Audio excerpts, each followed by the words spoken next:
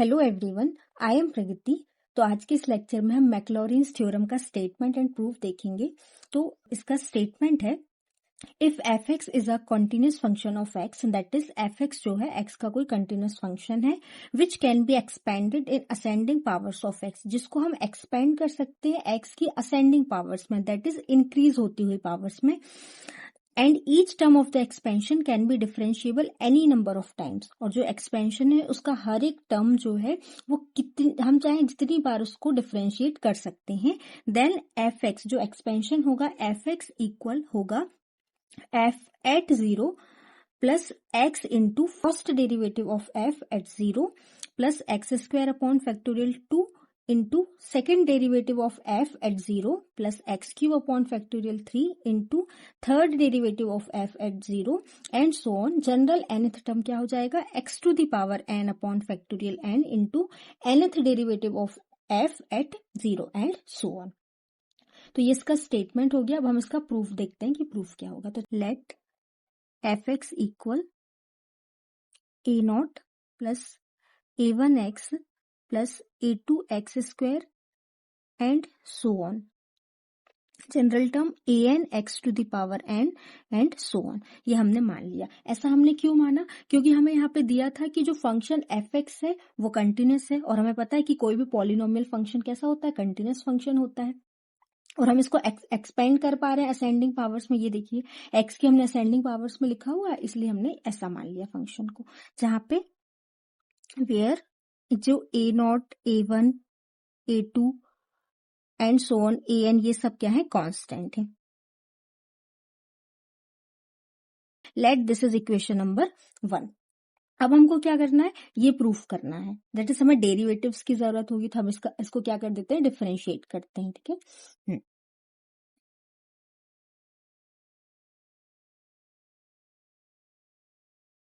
हमें क्या मिलेगा, फर्स्ट डेरिवेटिव सबसे पहले F dash of x equal a not constant है, इसका डेरिवेटिव हो जाएगा 0 plus a one x, a one constant common आ जाएगा, एक्स का डेरिवेटिव हो जाएगा 1, तो ये हो गया क्या ए वन प्लस इसका डेरिवेटिव करेंगे, फिर ए टू कॉमन आ गया, एक्स स्क्वायर हो जाएगा क्या 2 a two x plus a three का करते तो 3 a three x square and so on.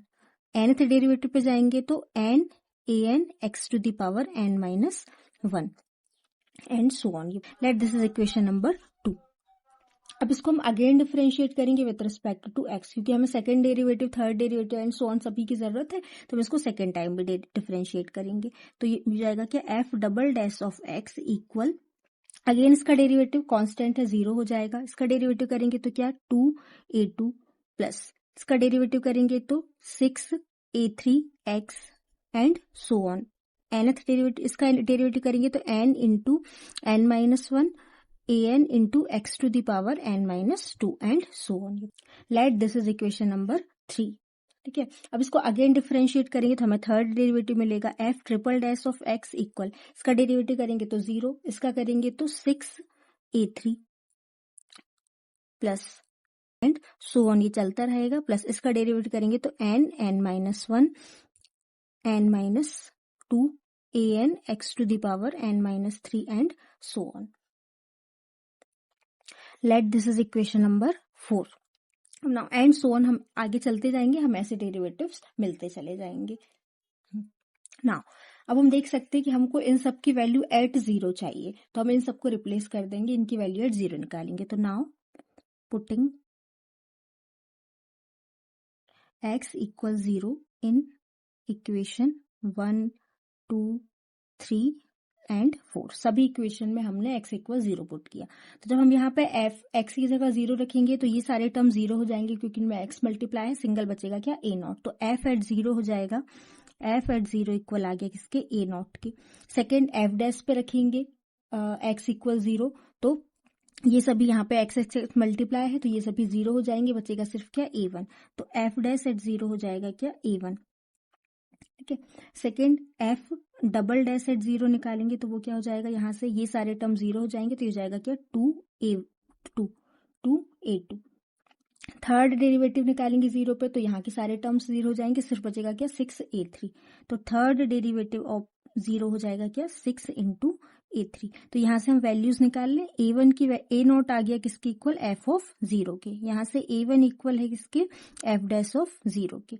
यहाँ से A2 इक्वल हो जाएगा किसके, 1/2 f डबल डैश एट 0। यहाँ से A3 इक्वल हो जाएगा किसके, 1/6 f triple dash of 0। Okay, तो ये हमने A नॉट, A1, A3 इन सब की वैल्यूज निकाल ली। अब लास्टली हमको यहाँ पे AN की वैल्यू और लगेगी, तो हम AN और निकाल लेते हैं। अब AN कैसे मिलेगा, A3 हमको कैसे मिला, थर्ड डेरिवेटिव निकालने पर। तो AN कैसे मिलेगा, nth डेरिवेटिव फाइंड करने पर। तो अब हम क्या करेंगे, ये जो फंक्शन fx गिवन है इसका nth डेरिवेटिव फाइंड करेंगे। नाउ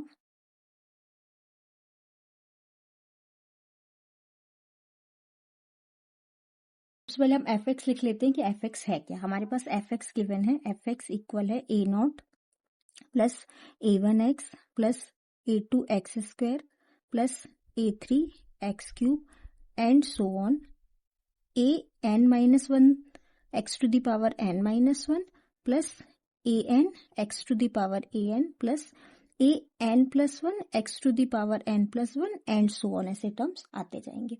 अब उसका nth डेरिवेटिव फाइंड करना है।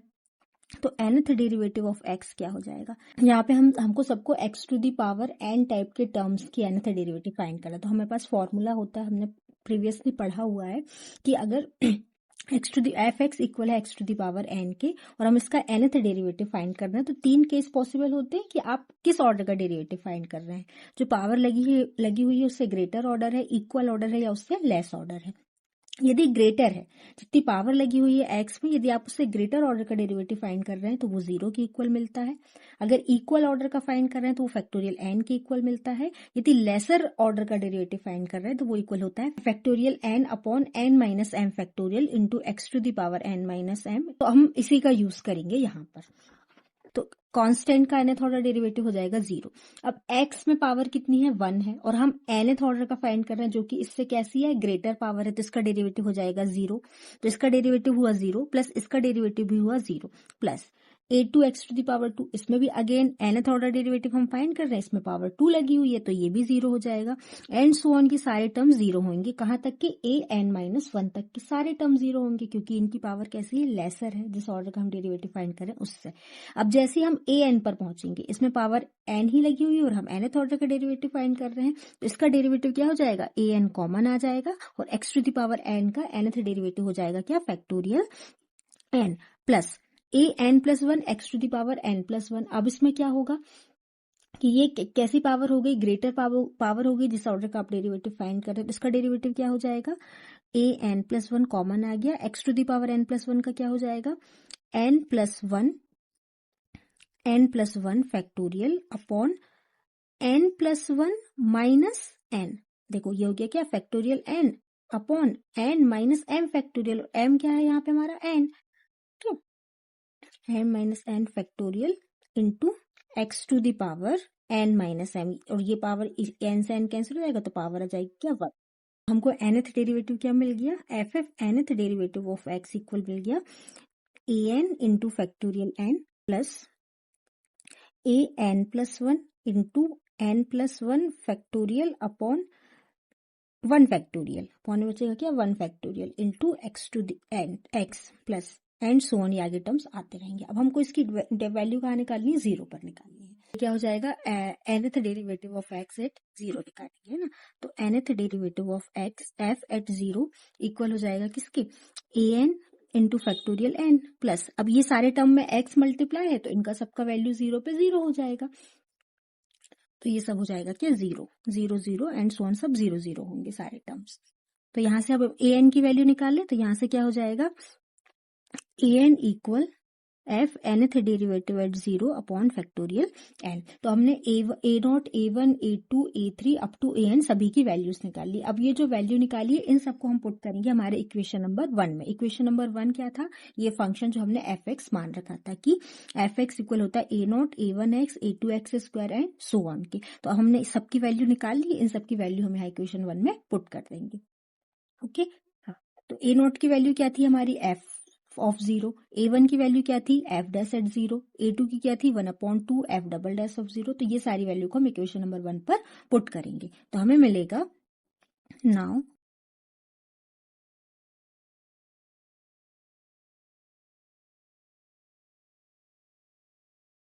हमें क्या मिल जाएगा, एफ ऑफ एक्स इक्वल, सबसे पहले ए नॉट की वैल्यू किसकी इक्वल आई थी, एफ ऑफ जीरो की, f of zero plus a one into x, a one की वैल्यू क्या आई थी, f dash of zero into x plus a two x square, a two की वैल्यू क्या आई थी, ए टू की वैल्यू आई थी 1/2 F double dash of zero.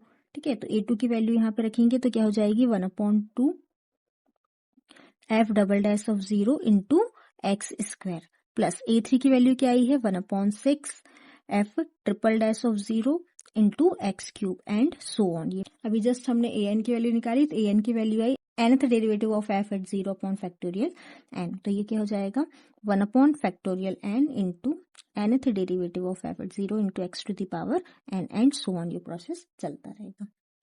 देखिए अब इसको थोड़ा और हम सिंप्लीफाई करके लिखते हैं, ये हो जाएगा क्या, f of x equal f of zero plus f dash at zero into x plus 1/2 को हम फैक्टोरियल 2 लिख सकते हैं, f double dash of zero into x square. 6 को हम क्या लिख सकते हैं, 1 इंटू 2 इंटू 3 लिख सकते हैं, दैट इज ये फैक्टोरियल 3 है, factorial 3 F triple dash of zero into x cube and so on 1/factorial n into nth derivative of f at 0 into x to the power n and so on।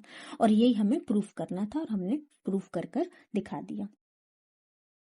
ये मैक्लॉरिन्स theorem है कि function f को आप ऐसे expand करके लिख सकते हैं।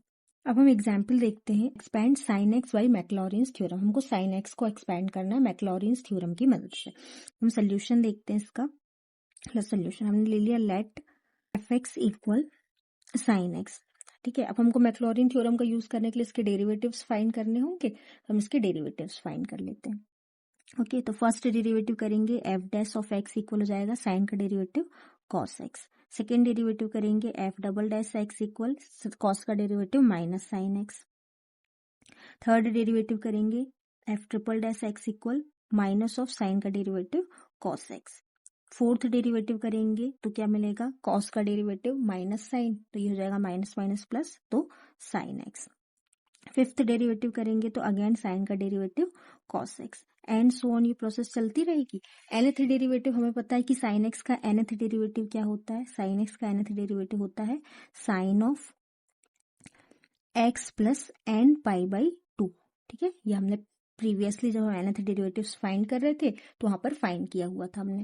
अब हमको इन सब की वैल्यूज लगती है एट जीरो, तो हम जीरो पर वैल्यू निकाल लेते हैं। एफ की वैल्यू जीरो पे क्या हो जाएगी, साइन जीरो, और साइन जीरो होता है zero. F dash at zero हो जाएगा कॉस जीरो होता है वन, तो ये हो गया क्या, one. F double dash at zero क्या हो जाएगा, minus of sine zero again zero होता है, तो ये हो गया क्या, zero. F triple dash of at zero क्या हो जाएगा, माइनस ऑफ कॉस जीरो, और कॉस जीरो होता है वन, तो ये हो गया क्या, minus of one. Fourth derivative at zero हो जाएगा क्या, साइन का फोर्थ साइन एट जीरो हो जाएगा क्या, again zero. Fifth derivative at zero हो जाएगा कॉस जीरो, और कॉस जीरो होता है वन, तो ये हो जाएगा क्या, वन एंड सो ऑन। तो nth डेरिवेटिव एट जीरो हो जाएगा क्या, साइन एक्स की जगह आ गया जीरो, तो ये हो गया क्या, n pi by two, sine n pi by two. तो हम क्लियरली देख सकते हैं कि यहाँ पे कैसा हो रहा है, डेरिवेटिव जिस ऑर्डर की उनके अकॉर्डिंग वैल्यू कैसी हो रही है, डिफर कर रही है। जैसे फर्स्ट डेरिवेटिव पे वन आई थी, सेकंड डेरिवेटिव पे जीरो आई, थर्ड डेरिवेटिव पे माइनस वन आई, मतलब तीन वैल्यूज आ रही हैं, one zero and minus one, है ना। तो nth डेरिवेटिव ये जनरल हमने निकाली है, तो इसकी वैल्यू n के अकॉर्डिंग चेंज होगी कि n इवन है तो क्या वैल्यू आ रही है, n ऑड है तो क्या वैल्यू आ रही है। देखो इवन ऑर्डर के डेरिवेटिव हमेशा कैसे हैं, जीरो, सेकेंड फोर्थ ये सब जीरो। जो ऑड ऑर्डर्स के डेरिवेटिव है वो चेंज हो रहे हैं, एक बार वन आ रहा है, फिर माइनस वन आ रहा है, फिर वन आएगा, फिर माइनस वन आएगा। ओके, तो हम इसके लिए दो केस बनाएंगे कि जब n इवन है तब क्या हो रहा है, और जब n ऑड है तब क्या हो रहा है। तो case one, when n is even, ठीक है, n कैसा है, इवन है। तो n यदि इवन है तो वो किस फॉर्म में दिखेगा, टू के मल्टीपल के फॉर्म में रहेगा। तो हमने मान लिया कि लेट n इक्वल क्या हो गया, 2m की, ये हमने अज्यूम कर लिया। ठीक, तो nth डेरिवेटिव एट जीरो किसकी इक्वल हो जाएगा, साइन ऑफ n को हमने रिप्लेस करा किससे, 2m से, तो यहाँ पे क्या हो जाएगा 2m पाई बाई टू। अब ये 2 से 2 कैंसिल हो गया, ये इक्वल किसकी हो गया, साइन m पाई के, जहाँ पे m आपका कोई भी पॉजिटिव इंटीजर है। अब हमको पता है साइन एम पाई इक्वल होता है 0 के ऑलवेज, तो ये हो गया हमेशा 0। Case 2, second case, when an is odd, जब एन कैसा है, ऑड है। अब कोई ऑड नंबर कैसा होता है, इवन में एक ऐड कर देते तो ऑड नंबर मिल जाता है, तो हमने मान लिया कि एन इक्वल है किसके, 2m+1 के, ये हमने अज्यूम कर लिया। ओके हाँ, तो nth derivative of f at 0 equal हो जाएगा, यहाँ पे n की वैल्यू रिप्लेस करेंगे हम, साइन ऑफ n की जगह रिप्लेस करें 2m+1, तो ये हो गया क्या, 2m+1 pi by 2। Now this is equal sine m pi plus pi by 2। अब हमको पता है sine pi by 2 plus theta क्या होता है, कॉस थीटा, तो ये इक्वल हो जाएगा किसके, कॉस m पाई के, तो इक्वल होती है किसकी, -1 की पावर m की इक्वल होती है। दैट इज जब इवन मल्टीपल होता है पाई का तो +1 वैल्यू मिलती है, जब ऑड मल्टीपल होता है तो -1 वैल्यू मिलती है। ओके अब हम इन वैल्यूज को पुट करेंगे मैक्लॉरिन्स थ्योरम। मैक्लॉरिन्स थ्योरम क्या होता है, f(x) इक्वल होता है f(0) plus f' at 0 into x plus f" at 0 into upon factorial 2 into x square plus f" at 0 upon factorial 3 into x cube plus f fourth derivative of f at 0 upon factorial 4 into x to the power 4 plus f fifth derivative of f at 0 upon factorial 5 into x to the power 5 and so on, nth derivative of f at 0 upon factorial 6 upon factorial n into x to the power n and so on। अब हम value put करते हैं, f at 0 क्या होगा, हमने देखा f at 0 equal होता है किसके, 0 के, तो ये हो गया क्या, 0 प्लस f' एट 0 और f' एट 0 इक्वल होता है किसके, 1 के, तो ये इक्वल हो गया क्या, इसके 1 into x that is x plus f" at 0, f" at 0 equal है किसके, 0 के, तो ये टर्म हो गया again 0 plus third f" at 0 और f" एट 0 इक्वल किसके, -1 के, ये इक्वल हो जाएगा किसके, -1 upon factorial 3 into x to the power 3 plus fourth derivative, again हमें पता था इवन वाले 0 होंगे, तो ये हो गया क्या, 0 plus fifth derivative of f at 0 और फिफ्थ डेरिवेटिव क्या है, 1 के इक्वल है।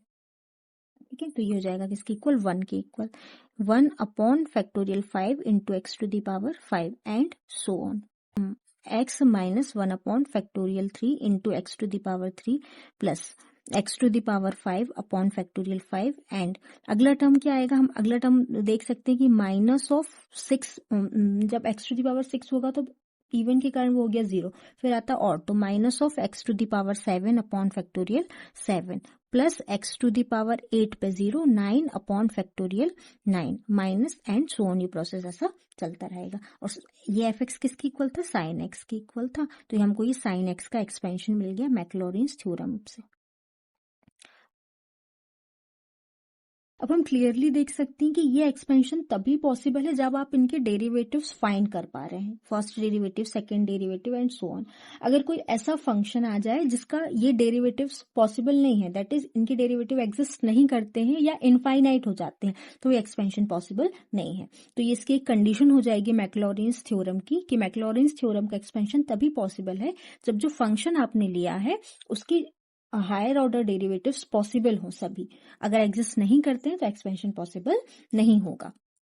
ओके, आई होप आप सभी को समझ आया होगा। अगर कोई डाउट है तो आप लोग कमेंट सेक्शन में पूछ सकते हैं। अगर इस वीडियो से आपको हेल्प हुई होगी तो वीडियो को लाइक कीजिएगा, अपने दोस्तों के साथ शेयर कीजिएगा और चैनल को सब्सक्राइब कीजिएगा।